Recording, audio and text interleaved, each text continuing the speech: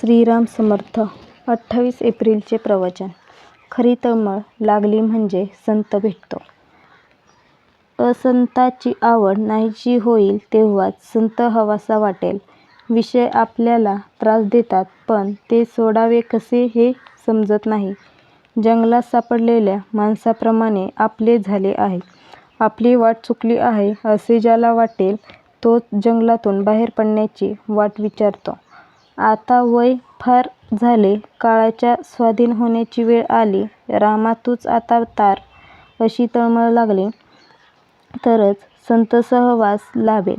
सत्संगती हवी असे आपण म्हणतो खरे पण मागतो मात्र असत. मग आपल्याला सत्संगत कशी मिळेल, स्वतःला कसे विसरावे हे कळण्याकरताच संताला शरण जावे.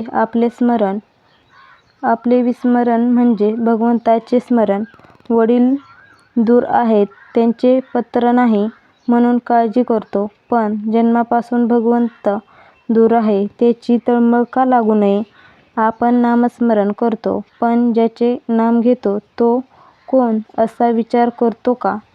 विषय सोडल्याशिवाय राम कसा भेटणार. रामही हवा आणि विषयही हवा हे जुळणार कसे. मला जोपर्यंत चिमटा घेतलेला कळतो तोपर्यंत कर्ममार्गानेच जाणे जरूर आहे. कर्ममार्ग सांभाळताना करता मी नव्हे ही भावना सांभाळणे जरूर आहे. जो खरा अनुभवी आहे तो बोलणारच नाही आणि बोललाच तर तो अगदी थोडे बोलेल तो उत्तम होय. अनुभवी खरा पण नाईलाज म्हणून जो बोलतो तो त्याच्यापेक्षा थोडा कमी समजावा. कोणीतरी बोलल्याशिवाय लोकांना कळणार कसे. म्हणून हे लोक कमीपणा पत्करूनही पुष्कळ बोलतात परंतु अनुभव नसताना उगीच शब्दपांडित्य करणारे हे अगदी खालच्या दर्जाचे होत. ज्याला अनुभव कमी त्याला शब्दपांडित्य फार असते. जो जगाला फसविणार नाही आणि स्वतःही फसणार नाही असाच मनुष्य जगाला मार्गाला लावू शकेल.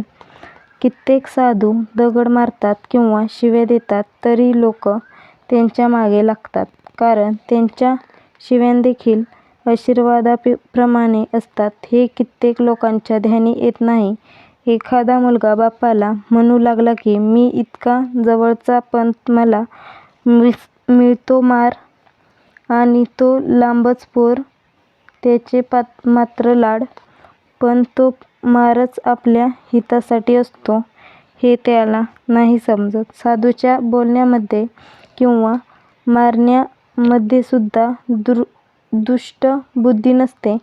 संत जे काही बोलतील ते जगाच्या कल्याणाकरताच असते. संत निस्वार्थी असतात. ते तळमळीने सांगतात त्यावर आपण श्रद्धा ठेवली म्हणजे संतांच्या सांगण्याचा खरा अर्थ आचरणानेच कळेल.